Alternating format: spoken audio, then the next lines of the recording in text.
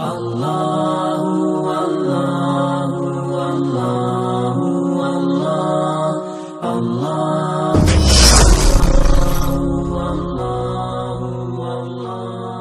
Bismillahirrahmanirrahim. Assalamualaikum warahmatullahi wabarakatuh. Alhamdulillahirabbil alamin. Wassalatu wassalamu ala asyrafil anbiya'i wal mursalin wa ala alihi wa sahbihi wa tabi'ina lahum bi ihsanin ila yaumiddin. Ya ayyuhalladzina amanu taqullaha haqqa tuqatih wa la tamutunna illa wa antum muslimun. Ya ayyuhalladzina amanu atii'ullaha wa atii'ur rasul wa ulil amri minkum fa in tanaza'tum fi syai'in farudduhu ila Allahi wa rasul in kuntum tu'minuna billahi wal yawmil akhir dzalika khairu wa ahsanu ta'wila. Summa amma ba'd. Hadirin dan hadirat jamaah salat subuh rahimakumullah. Alhamdulillah, kita ucapkan puji dan syukur kehadirat Allah Subhanahu wa taala.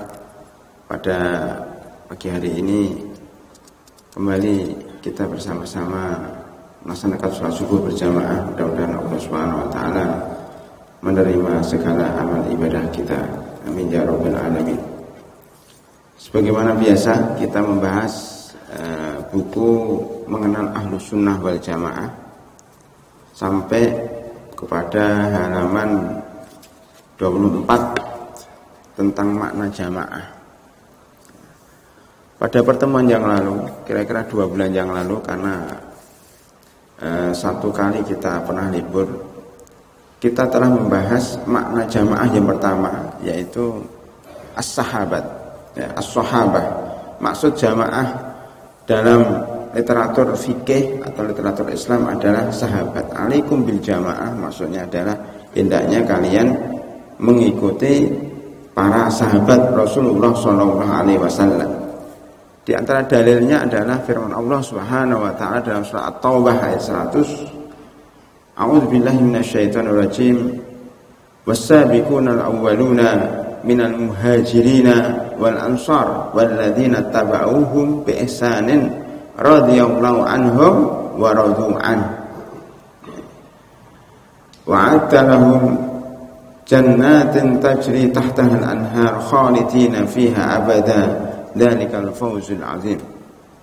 Ayat ini perlu kita hafal para hadirin rahimakumullah, karena ayat yang menjelaskan secara tegas bahwa semua sahabat masuk surga.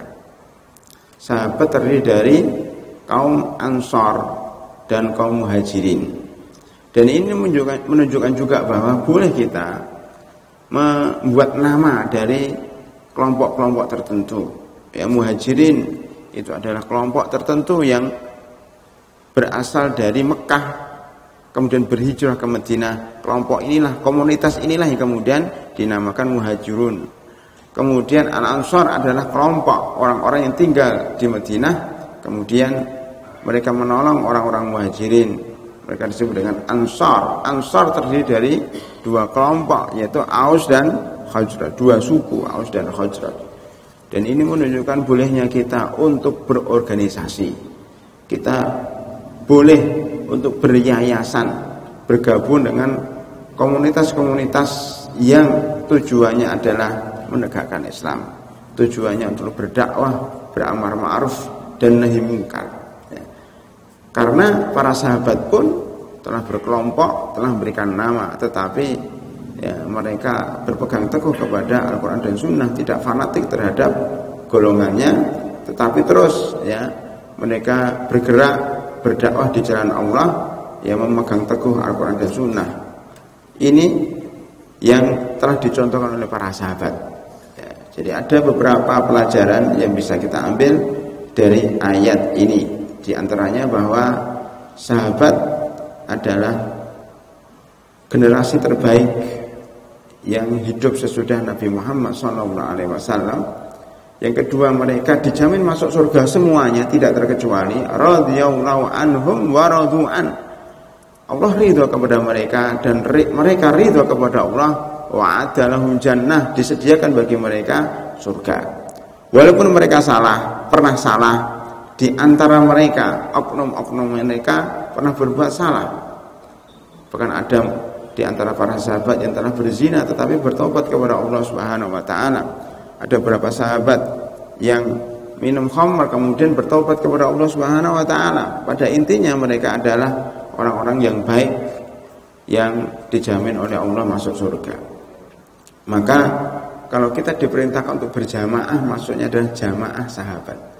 Dan para sahabat ini tidak pernah salah para adik. Maksudnya kelompok ya, dalam bentuk kelompok, dalam bentuk perkumpulan, kalau mereka bersatu itu tidak mungkin berbuat salah.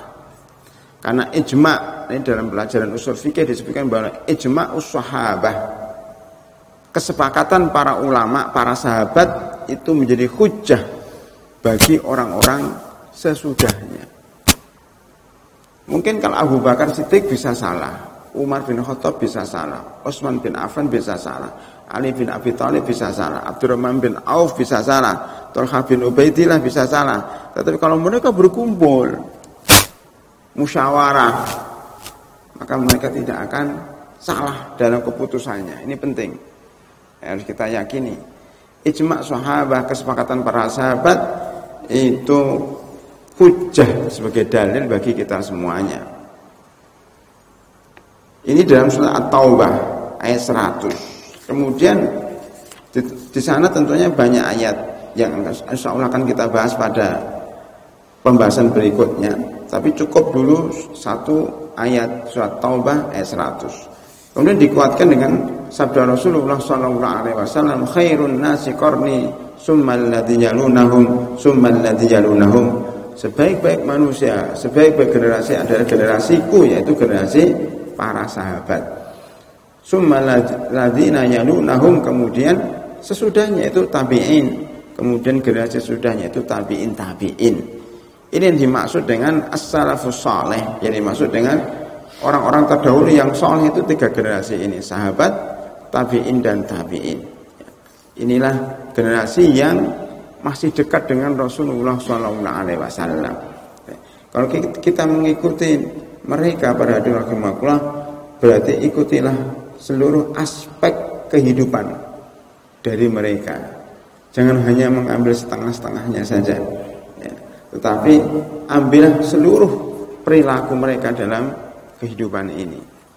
Kalau kita mengambil pelajaran dan contoh dari mereka, insya Allah ya, kita akan selamat. Adapun rinciannya sebagian pernah kita terangkan, sahabat ada berapa jumlahnya, tahun berapa mereka meninggal dunia, maksudnya akhir dari para sahabat yang meninggal dunia tahun berapa ya. Ini para ulama juga berbeda pendapat. Dulu pernah kita terangkan bahwa maksud generasiku, generasi Nabi Muhammad SAW bukan berarti seluruh yang hidup pada waktu itu. Karena yang hidup pada zaman Nabi Muhammad SAW itu ada Abu Jahal, ada Abu Lahab, ada Umayyah bin Khalaf, ada Utbah, ada beberapa tokoh-tokoh kafir dan musyrik. Bukan itu. Jadi maksud generasiku adalah generasi yang mengikuti petunjuk Nabi Muhammad SAW. Adapun yang hidup pada zaman Nabi tetapi tidak ikut Nabi Muhammad SAW, maka tidak masuk dalam hadis ini. Maka para ulama, di antaranya Ibnu Hajar rahimahullah, mendefinisikan sahabat adalah orang yang pernah hidup pada zaman Nabi Muhammad SAW, beriman kepadanya dan meninggal dunia di atasnya. Itu sahabat. Ada 3 ini, Pak.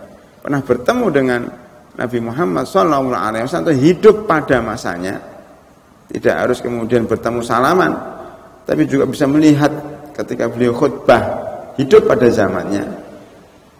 Kemudian apa?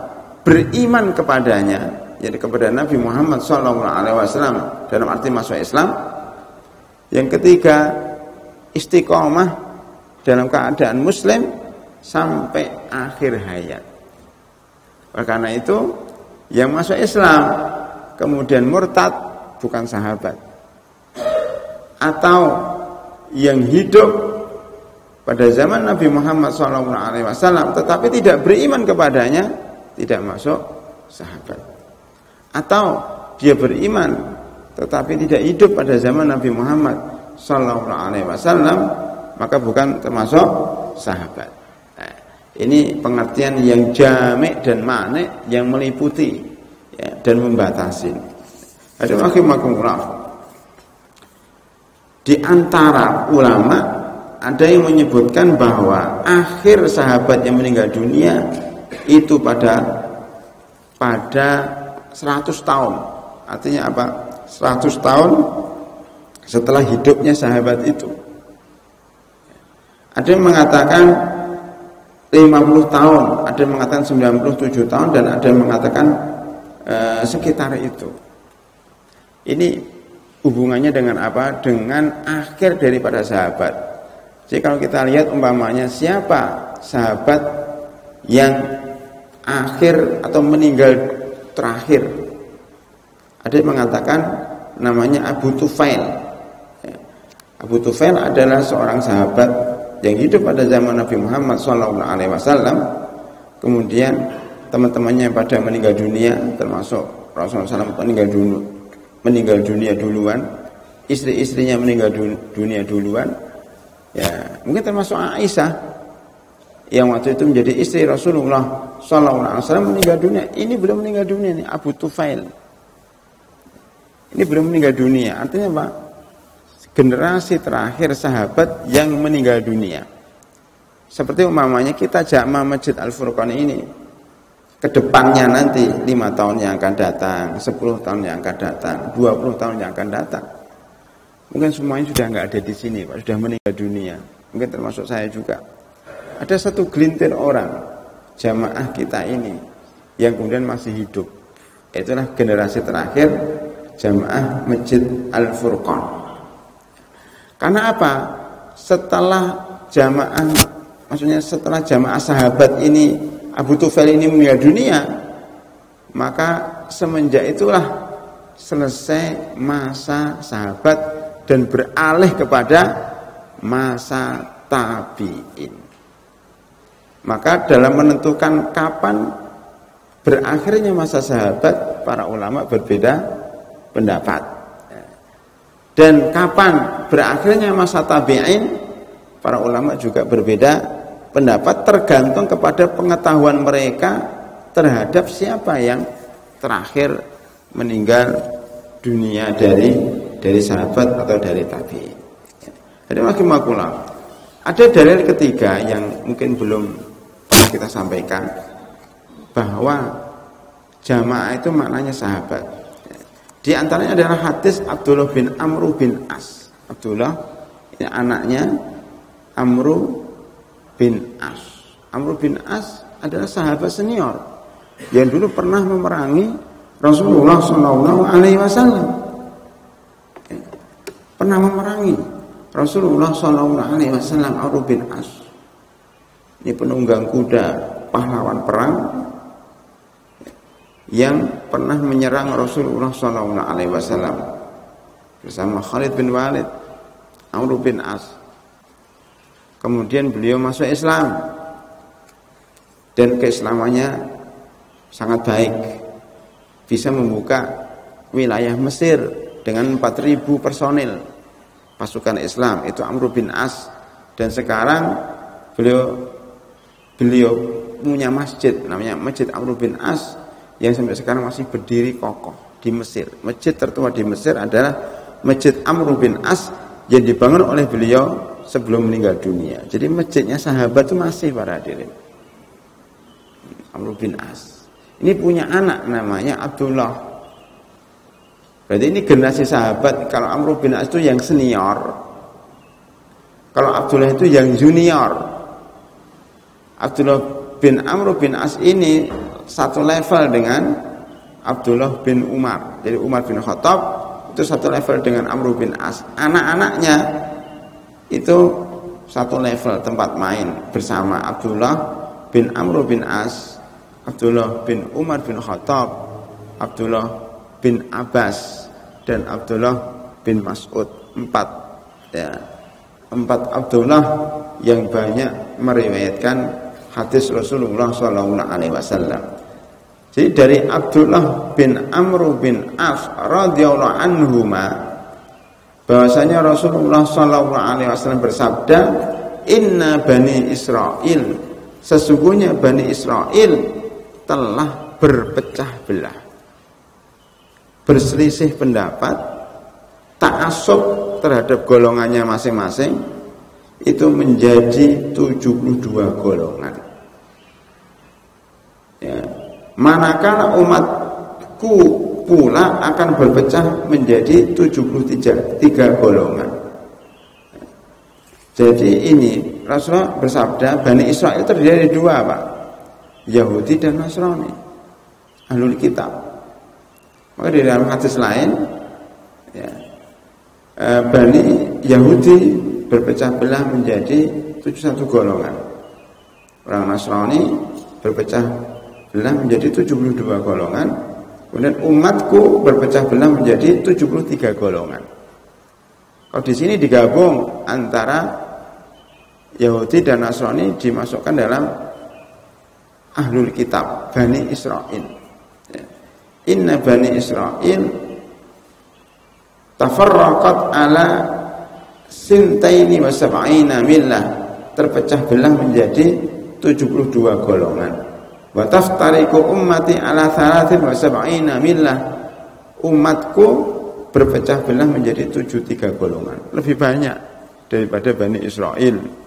Ya, karena semakin zaman semakin mundur, maka semakin lebih jelek daripada zaman sebelumnya.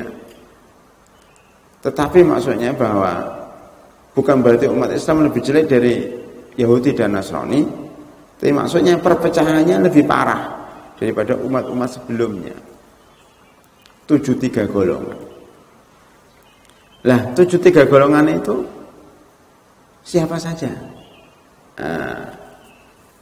73 golongan itu siapa saja? Tidak ada yang bisa memastikan. Bahkan sebagian ulama mengatakan 73 golongan ini maksudnya adalah menyebutkan jumlah yang banyak, tapi menggunakan kata-kata 73. Pokoknya jumlahnya banyaklah, ratusan, ribuan. Nah, kayak kita begitu.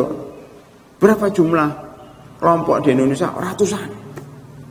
Itu sekedar menyebut jumlah yang banyak, bukan berarti 100. Kalau 73 bukan berarti 73, Pak. Bisa saja lebih daripada itu. Nah, sebagian ulama kemudian berusaha pada zamannya, ya 5 tahun yang lalu, 100 tahun yang lalu, 200 tahun lalu, 300 tahun yang lalu, itu sudah mulai mengumpulkan berapa jumlah aliran sesat pada zamannya. Mereka jumlah, kemudian mereka paskan dengan 73. Itu zaman dulu, kalau zaman sekarang aliran sesat berapa? 73 golongan. Tidak juga. Di Indonesia saja, menurut data Majelis Ulama Indonesia, ada sekitar 115 aliran sesat. Maaf, bukan 115, 315 aliran sesat. Lebih daripada 73, Pak. Artinya bahwa 73 ini, ya, ada dua kemungkinan. 73 ini bisa dikatakan memang jumlahnya 73. Cuman ini yang besar-besar, yang induknya 73. Kok bisa sampai 315? Itu cabang-cabangnya. Jadi makna pertama bahwa bisa saja maksud hadis ini, umatku terpecah belah menjadi 73 golongan, artinya memang 73 golongan, cuma itu induk-induknya saja. Pokok-pokok daripada aliran sesat itu 73. Adapun jika berkembang menjadi 315 untuk di Indonesia, di Malaysia berapa, di Brunei berapa, di Amerika berapa, di Saudi berapa, di Mesir berapa, itu hanya cabang-cabangnya. Atau mungkin 73 itu 73 negara Islam. Maksudnya yang penduduknya mayoritas muslim. Masing-masing daripada negara itu punya satu induk aliran sesat. Itu makna pertama, bahwa 73 adalah memang jumlahnya 73 tapi hanya terbatas pada induknya saja.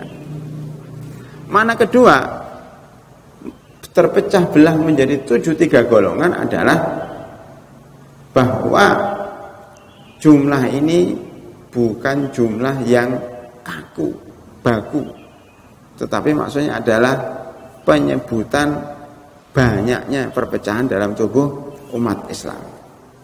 Maka yang menarik pada hadirin rahimakumullah, sebelum saya melanjutkan hadis ini, Allah Subhanahu wa taala berfirman dalam surat Ali Imran 105, ya dari 103, 104, 105. Allah menyebutkan wa'tasimu bihablillahi jami'an wa la tafarraqu. Pertama kali Allah menyebutkan bersatulah, berpegang teguhlah kepada hablullah, tali Allah itu Al-Qur'an dan Sunnah, wa la tafarraqu, dan janganlah kalian berpecah belah. Itu perintah. Pada ayat selanjutnya apa?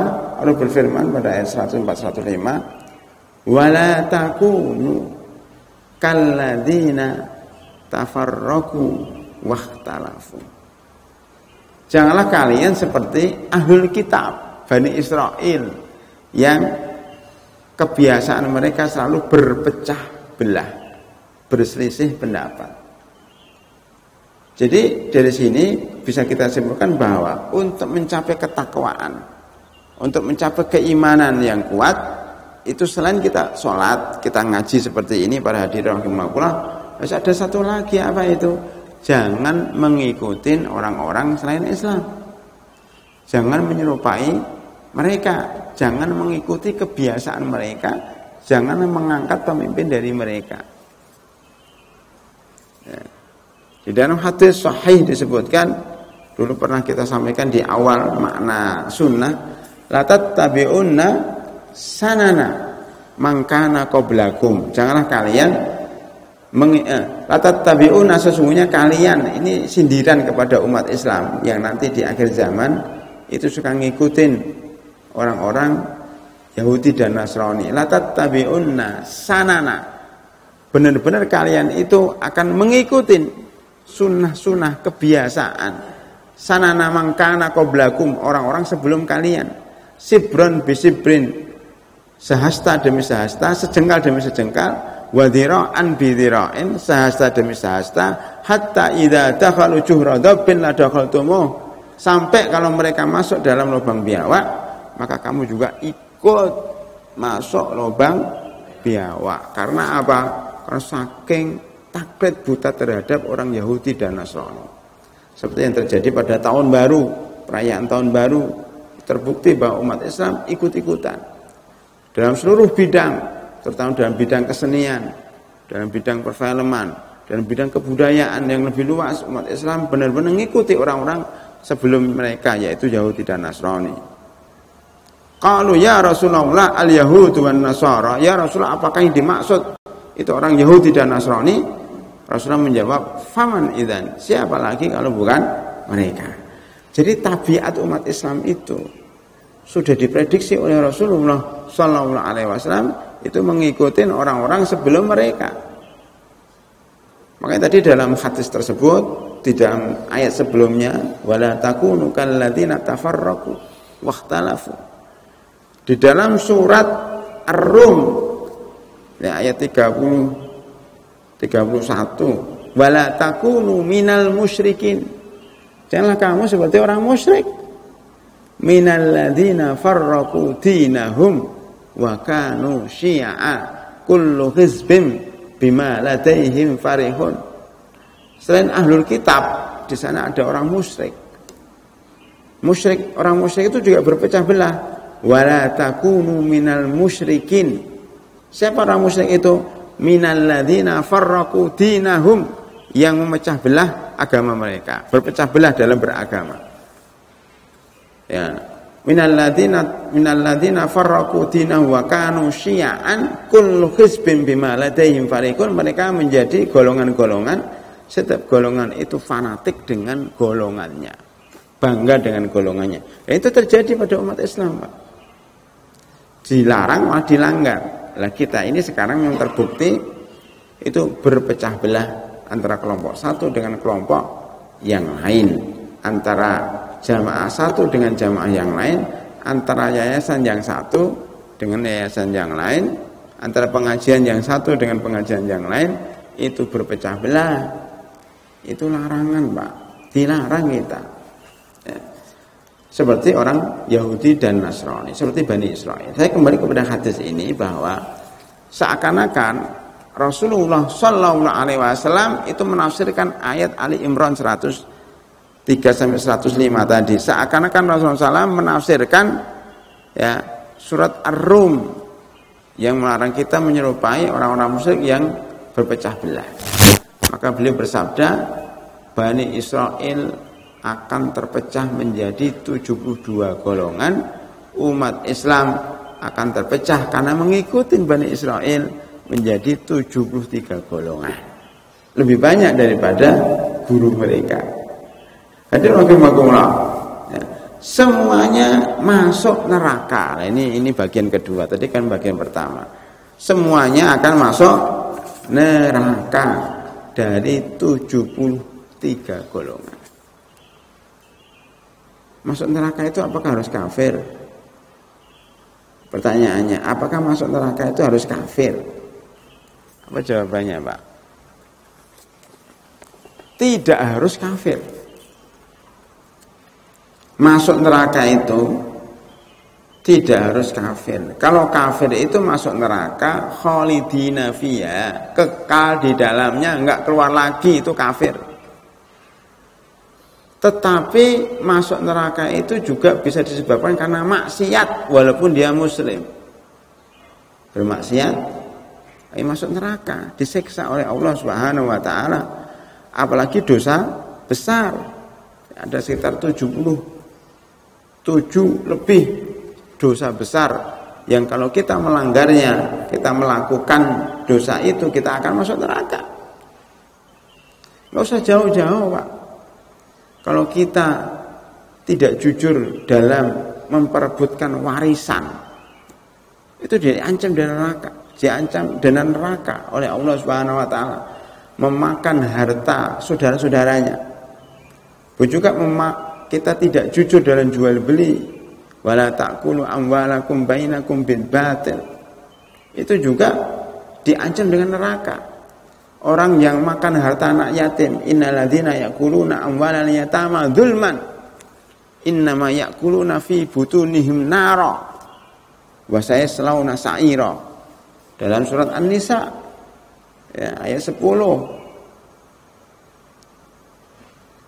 Orang yang memakan harta anak yatim, walaupun dia muslim, walaupun dia ikut pengajian, ikut sholat, ya, itu kalau makan harta anak yatim, itu sebenarnya dia makan api neraka dan akan masuk neraka sa'ir. Loh, bedanya apa Ustadz? Kalau orang kafir masuk neraka, orang Islam yang bermaksiat masuk neraka. Bedanya bahwa orang kafir itu kalau masuk neraka nggak keluar lagi. Kalau orang muslim masuk neraka sebentar, kemudian dia akan dikeluarkan dan dipindahkan ke surga. Kalau di dalam hatinya misqala dzarratin minal iman, ada sedikit keimanan di dalam hatinya. Kalau dia pernah mengucap asyhadu an la ilaha illallah wa asyhadu anna muhammadar rasulullah, meyakini bahwa tiada ilah kecuali yang disembah kecuali Allah Subhanahu wa taala, dan meyakini bahwa Muhammad adalah utusan Allah, maka insya Allah masuk surga. Cuma disiksa dulu, Pak. Maka di sana nanti akan kita sampaikan bahwa Ahlus Sunnah wal Jamaah itu tingkat-tingkatan, Pak. Ada yang masuk surga bighairi hisab, seperti Rasulullah SAW dan para sahabatnya, para nabi sebelumnya. Ada yang masuk surga ya bil hisab, ditanyain dulu, tetapi dia lolos. Ya lolos. Ada yang masuk surga diazab dulu, baru dia masuk surga. Jadi ada tingkat-tingkatan Ahlus Sunnah wal Jamaah. Maka kesimpulannya bahwa 73 golongan yang masuk neraka itu maksudnya masuk neraka sementara. Rasulullah SAW mengatakan wa taftariqu ummati, itu umatku, umat Islam, umatku, pengikutku. Cuman mereka kadang-kadang bermaksiat, banyak dosanya. Tapi pengikutku, pengikut Nabi Muhammad SAW dijamin masuk surga. Oleh karena itu para hadirin rahimakumullah, ya berarti kesimpulannya 73 golongan ini masuk neraka duluan. Ya karena ikut-ikutan dengan orang sebelum mereka, karena terpengaruh dengan Yahudi dan Nasrani. Cuman masuk nerakanya sekedar dosa yang sekadar dosa yang dilakukan, menurut dosa yang dilakukan. Kalau dosanya besar masuk nerakanya agak lama. Kalau dosanya kecil ya paling sebentar. Apalagi kalau Allah mengampuni, itu dijauhkan dari api neraka. Nah, saya teruskan hadisnya. Kecuali millatan wahidatan, kecuali satu golongan. Nah ini Pak, ya. Jadi 73 golongan itu masuk neraka kecuali satu golongan yang tidak masuk neraka. Siapa mereka itu? Ahlus Sunnah wal Jamaah, yang konsisten tidak melanggar larangan Allah, selalu melaksanakan perintah Allah, yang nanti akan kita sampaikan karakteristiknya, ya akan kami sampaikan sifat-sifatnya di akhir nanti ketika sudah nyampe kepada bab tersebut. Lah ternyata inilah golongan yang insya Allah tidak masuk neraka, langsung masuk surga, atau dia ditanyain dulu, dihisab dulu, tetapi kemudian lulus sehingga tidak masuk neraka, diampuni dosa-dosanya oleh Allah Subhanahu wa taala karena dia beristighfar. Salah satu ciri Ahlussunnah wal Jamaah itu banyak istighfar sehingga Allah mengampuni. Dia berdosa, iya, pasti berdosa kita ini Pak, cuman diampuni oleh Allah dosa-dosa kita karena kita beristighfar.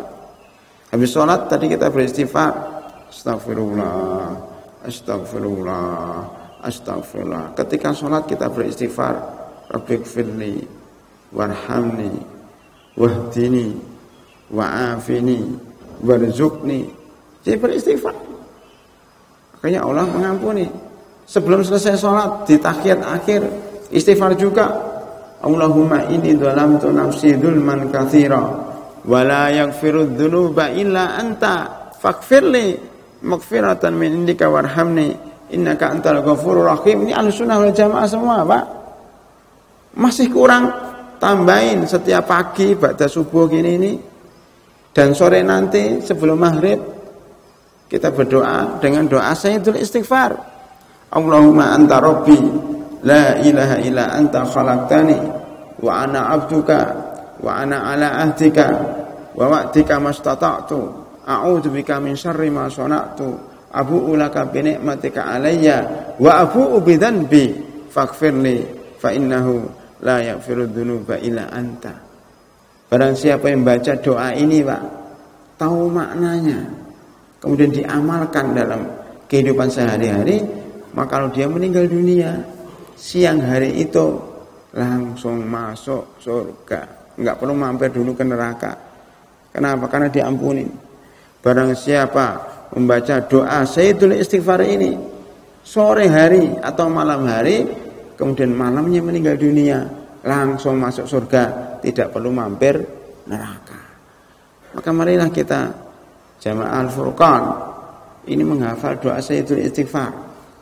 Ya, itu kita bahas khusus secara mendetail dalam buku Kekuatan Istighfar. Ya, kapan-kapan kita bahas buku tersebut. Ya, Kekuatan Istighfar itu ada namanya doa sayyidul istighfar, sarah keterangan dari doa sayyidul istighfar agak lengkap. Ya, ada sekitar 15 halaman kira-kira. Nah, itu kita pelajari dan kita hafali. Lah, yang tidak masuk neraka itu satu, itu Ahlussunnah wal Jamaah namanya. Salah satu cirinya banyak istighfar. Bahkan Rasulullah SAW itu beristighfar minimal 70 kali sehari. Itu Rasulullah loh. Apalagi kita. Di sana ada sifat-sifat lain yang menyebabkan mereka masuk surga. Maka kita ada buku yang namanya Banyak Jalan Masuk Surga. Nanti kapan-kapan kita bedah. Di sini ya, ada 30 amalan yang menyebabkan seseorang masuk surga. Itulah amalan Ahlussunnah wal Jamaah. Banyak itu Pak, di antaranya birrul walidain. Kalau dalam masalah ibadah, sholat, menjaga sholat rawatib, yang menjaga sholat 5 waktu awalan. Yang kedua, menjaga sholat rawatib yang jumlahnya 12 rakaat tiap hari. Kemudian haji, kemudian jihad sabilillah, dakwah amar ma'ruf nahi mungkar, kemudian menyayangi anak yatim, kemudian memberikan makanan kepada orang miskin, kemudian mudahan di dalam jual beli, jujur dalam jual beli. Banyak juga ada sekitar 30 Pak. Ya. Membangun masjid, berjalan ke masjid tiap hari untuk sholat jamaah. Ya. Ada namanya ibadah hati, ada namanya ibadah lahir, dan ada namanya ibadah sosial. Kita bagi jadi 3. Jadi 30 ini ada 3 unsur. 30 jalan menuju surga itu ada 3 unsur, yaitu unsur pertama amalan hati seperti takut, khawatir, ya, tawakal kepada Allah, ya, menangis karena Allah dan sebagainya, itu hati. Yang kedua amalan lahir, dalam arti amalan ibadah mahdhah kayak sholat, puasa dan lain-lainnya. Yang ketiga amalan sosial, kayak tadi jujur, berbuat baik kepada orang lain, sabar ketika ditimpa musibah, ya, dan sebagainya. Itu masuk dalam kategori jalan menuju surga. Nah, kapan-kapan kita bahas. Itu semuanya sebenarnya para hadirin rahimakumullah adalah amalan Ahlussunnah wal Jamaah. Jadi Ahlussunnah wal Jamaah itu bukan sekedar nama, Pak. Dia punya sifat-sifat yang harus kita lakukan. Saya kembali kepada hadis ini, kecuali satu golongan. Siapa itu ya Rasulullah? Satu golongan itu Ahlussunnah wal Jamaah. Siapa yang dimaksud Ahlussunnah wal Jamaah? Inilah beliau bersabda, ma'ana alaihi wa ashabi. Mereka itu adalah saya dan sahabat-sahabat saya. Mereka adalah saya dan sahabat-sahabat saya. Atau jalan yang saya tempuh dan yang ditempuh oleh sahabat saya. Itulah Ahlussunnah wal Jamaah. Jadi dikatakan makna al-jamaah adalah sahabat. Itu makna pertama Pak ya. Baik, saya akan teruskan kepada makna kedua walaupun sekilas. Selain itu ada makna lain daripada sahabat ya. Apa makna kedua dari jamaah? Apa yang dimaksud Ahlussunnah wal Jamaah Pak? Mereka adalah para ulama secara umum. Ini yang akan saya tekankan di sini. Jadi sahabat kan sudah nggak ada, sudah meninggal dunia. Bagaimana kita mengikuti sahabat? Wah, mereka sudah meninggal dunia. Mau nanya mereka juga nggak bisa. Nah, terus gimana? Lah sahabat itu sudah diganti oleh para ulama. Zaman sekarang ya tidak relevan lagi kalau kita bicara masalah sahabat karena sudah nggak ada. Atau nggak bisa dipraktekkan gitu. Nah, terus gimana caranya? Kita ngikutin para ulama karena ulama masih hidup. Ya, ulama masih hidup. Dalilnya apa? Ayat yang saya baca tadi para hadirin. Surat An-Nisa ayat 59 di awal ceramah tadi. A'udzubillahi minasyaitonirrajim. Ya ayyuhalladzina amanu atiiullah wa atiiur rasul. Wahai orang-orang beriman, taatlah kepada Allah mutlak, tidak boleh bantah. Wa atiiur rasul, dan taatlah kepada Rasul Rasulullah sallallahu alaihi wasallam. Nabi Muhammad sallallahu alaihi wasallam tidak boleh membantah. Wa ulil amri, dan ulil amri ya. Ulil amri ini tidak ada kata wa ati ulil amri. taatlah kepada ulil amri enggak. Tapi ketaatan ulil amri itu dimasukkan di dalam ketaatan Allah dan Rasulnya. Artinya apa? Kita taat kepada ulil amri itu selama ulil amri itu taat kepada Allah dan Rasulnya, itu satu. Yang kedua, kita taat kepada ulil amri ya selama mereka menegakkan ajaran Allah dan Rasulnya. Ketiga, kita taat kepada ulil amri selama ya mereka masih dalam koridor Allah dan Rasulnya. Kalau mereka sudah bermaksiat atau ketika mereka memerintahkan maksiat kepada Allah dan Rasulnya, maka tidak boleh taat. Di dalam hadis lain disebutkan la ta'ata li makhluqin fi maksiatil khaliq. Tidak boleh taat kepada makhluk. Di antaranya ulil amri yang memerintahkan kita bermaksiat. Enggak boleh kita. Memerintahkan untuk bermaksiat, hukumnya haram. Lah para hadirin rahimakumullah, siapa ulul amri itu? Nah, pertanyaannya. Uli itu pemilik, amri itu perintah. Pemilik perintah yang berwenang memerintah. Para ulama membagi ulil amri jadi dua. Yang pertama, ulil amri itu ulama. Ulama. Yang kedua, ulil amri itu pemerintah. Pemerintah yang resmi, yang hak. Bahkan lebih rinci lagi, pemerintah yang menegakkan Al-Quran dan Sunnah. Bukan sekedar pemerintah saja, tapi pemerintah yang menegakkan Al-Quran dan Sunnah. Atau pemerintah yang muslim, pemerintahnya, bukan orangnya, pemerintahnya yang Islam. Ya.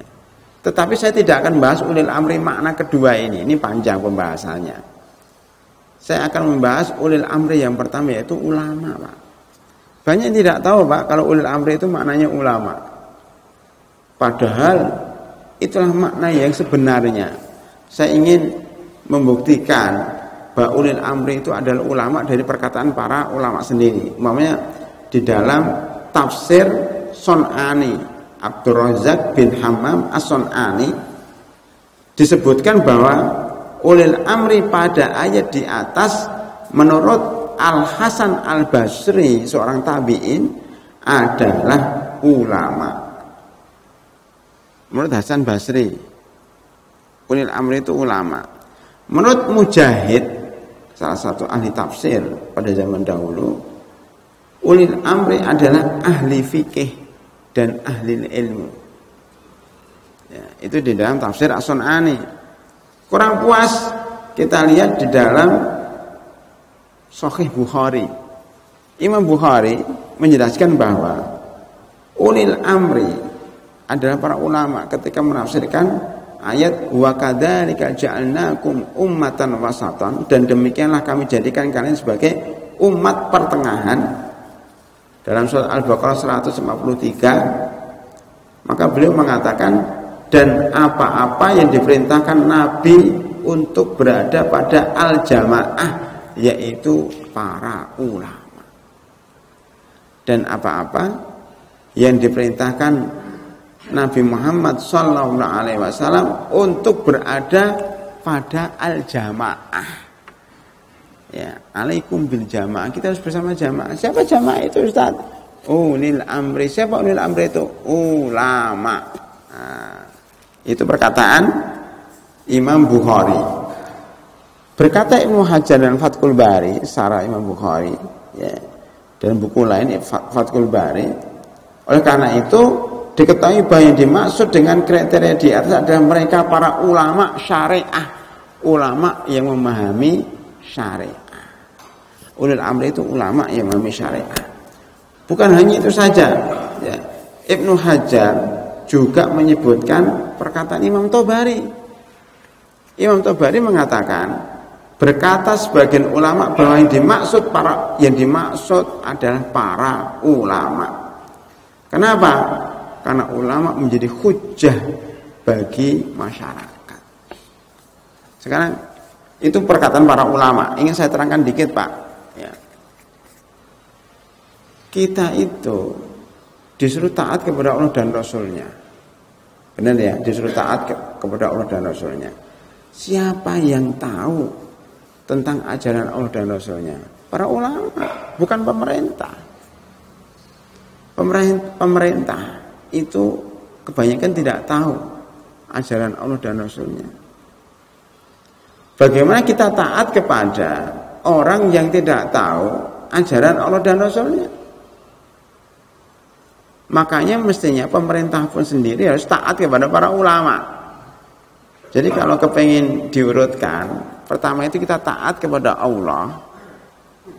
Karena Allah ini menurunkan Rasul, menurunkan Al-Quran, maka kita taat kepada Rasulnya, utusannya. Utusannya ini bawa perintah-perintah, bawa ajaran. Yang paling memahami ajaran Rasulnya itu ya ulama, maka disebut dengan al-ulama'u warasatul anbiya. Ulama itu pemaris Nabi, bukan umara, bukan pemerintah. Pemaris Nabi itu ulama.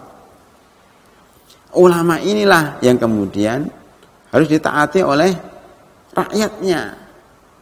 Ulama inilah yang harus ditaati oleh pemimpin. Makanya di sini pemimpin politik pun harus taat sama ulama.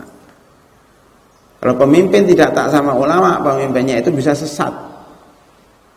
Kalau pemimpinnya menentang para ulama, itu musibah.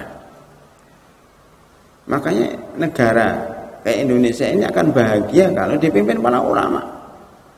Atau pemimpinnya dekat dengan para ulama. Nah, gitu. Jadi muter-muternya ke situ. Negara Indonesia atau negara yang lainnya itu akan bahagia, ya, akan baik roda pemerintahannya kalau dipimpin ulama. Dalam arti yang sebenarnya, ulama yang beneran, bukan ulama-ulamaan, ya, yang tahu Al-Quran dan Sunnah dan mengamalkan. Atau dipimpin oleh orang lain yang bukan ulama, tetapi mereka merujuknya kepada para ulama. Kalau membuat undang-undang, tanya ini bertentangan dengan Islam enggak? Wahai para ulama, oh itu bertentangan. Dihapus undang-undang yang bertentangan dengan Islam. Ya. Kemudian buat lagi undang-undang, bertentangan enggak? Kata ulama itu enggak bertentangan, maka dilaksanakan undang-undang itu. Dan begitu seterusnya, maka negara ini akan baik, Pak. Kenapa?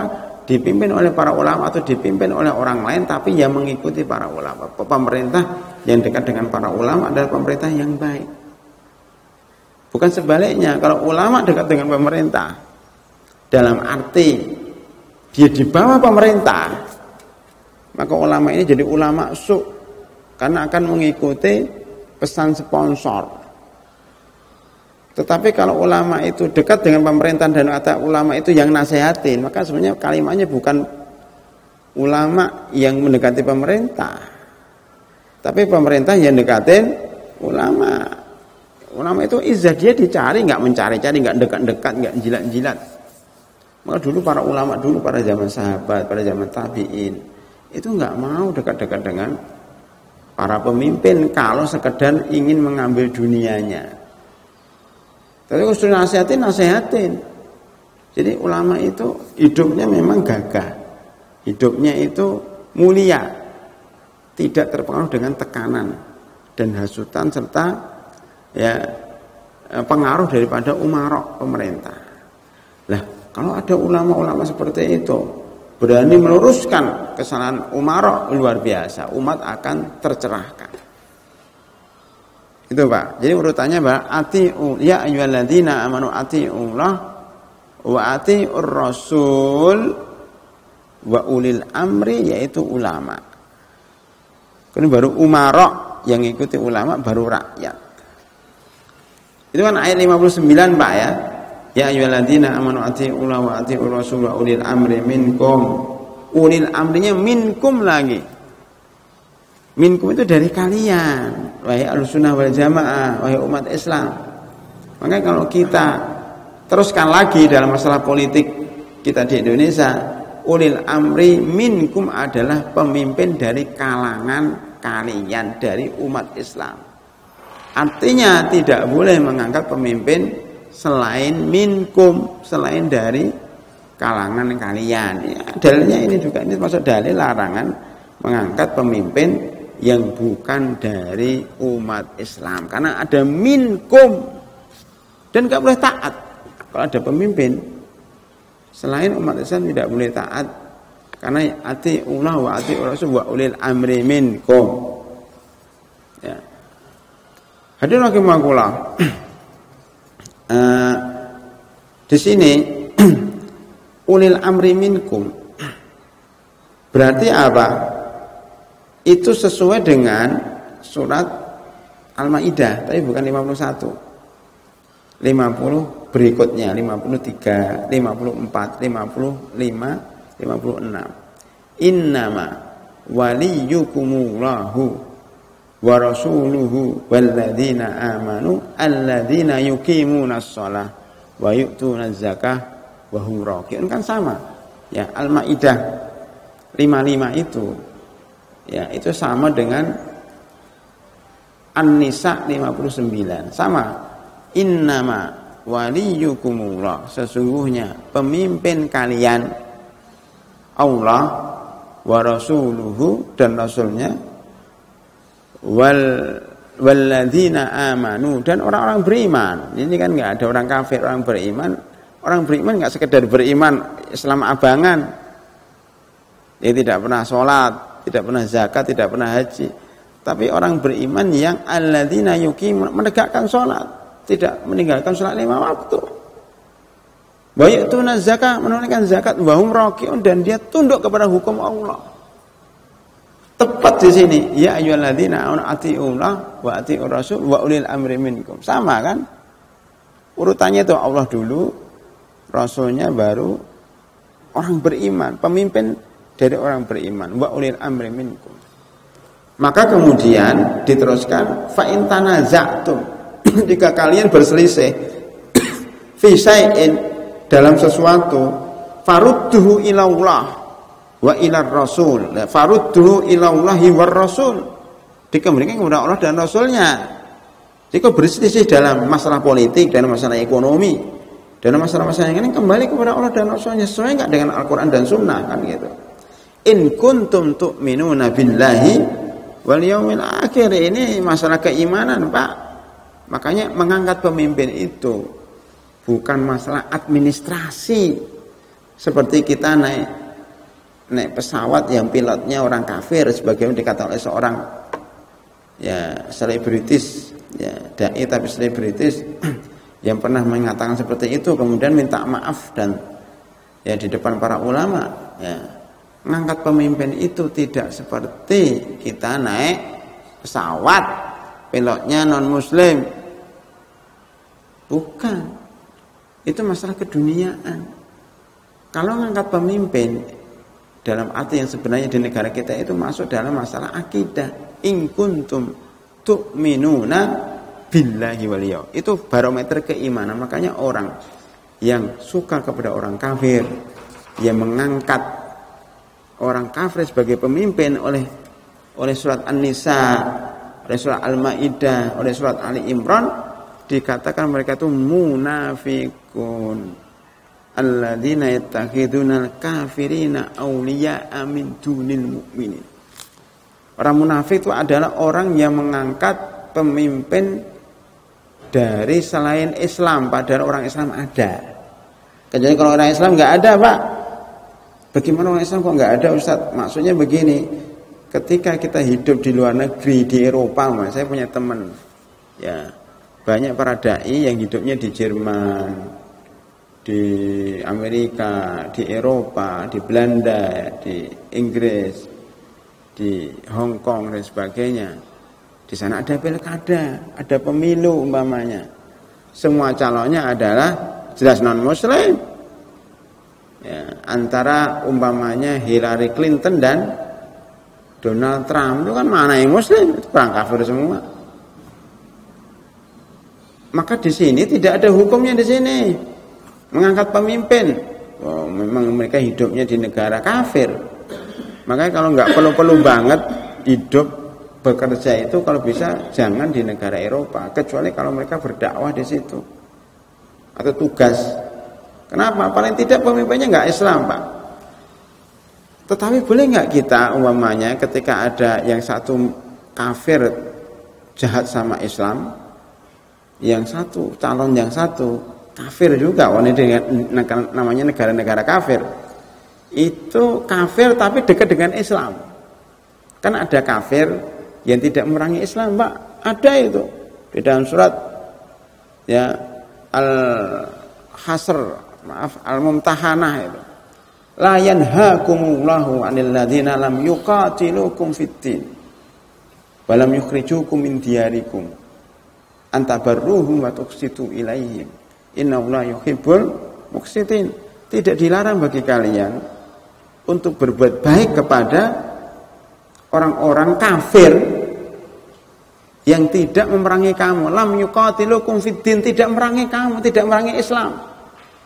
Walam yukhrijukum min diyarikum, tidak mengusir kalian. Ini boleh kita berbuat baik, boleh kita angkat, boleh kita memilih orang ini daripada yang memerangi Islam. Kan ada dua calon tuh di beberapa negara begitu. Yang satu benci sama Islam, yang satu kafir tapi tidak benci sama Islam. Kita milih yang ini boleh. Karena kalau kita nggak milih yang ini, yang jahat ini jadi. Ya, seperti di Amerika, seperti di Eropa, itu banyak kejadian seperti itu. Dan itu diceritakan oleh teman-teman kami yang ada di Eropa seperti itu. Maka saya setuju ya, jika ada dua calon, yang satu kafir, bengis sama Islam, benci sama Islam, yang satu tidak benci sama Islam, boleh kita memilih. Boleh ikut memilih yang kafir itu dalam arti kata untuk menggagalkan kafir yang jahat ini. Ya, itu namanya dalam fikih itu irtikabu akhaffud dararaini. Ya, yaitu mengambil resiko yang paling ringan.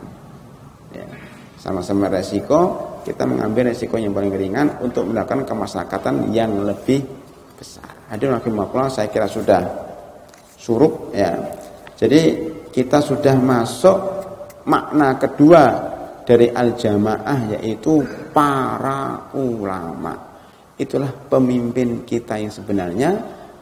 Bahkan mungkin untuk saat ini, di zaman penuh fitnah ini, kita memang harus bersama para ulama. Dalam arti yang luas, bukan satu orang, dua orang, tapi majmu'ah, sekelompok ulama. Ya, kita harus kepada mereka, karena itulah pemimpin sejati kita yang akan mengarahkan kita kepada kebaikan, yang mengajarkan kita ajaran Allah dan Rasulnya. Maka di sini farudduhu ilallah war rasul. Ya ayyuhalladzina amanu atii'ullah wa atii'ur rasul wa ulil amri minkum, yaitu wa ulama dari kalian. Wallahu a'lam bishawab. Saya kira ini makna jamaah. Insyaallah akan kita lanjutkan pada makna yang ketiga. Demikian, lebih kurangnya mohon maaf. Kita tutup dengan doa kafaratul majlis. Subhanakallahumma bihamdika asyhadu an la ilaha illa anta astaghfiruka wa atubu ilaik. Assalamualaikum warahmatullahi wabarakatuh. Syukran ya Rabbi, syukran hadaita qalbi, syukran نورت دربي شكرا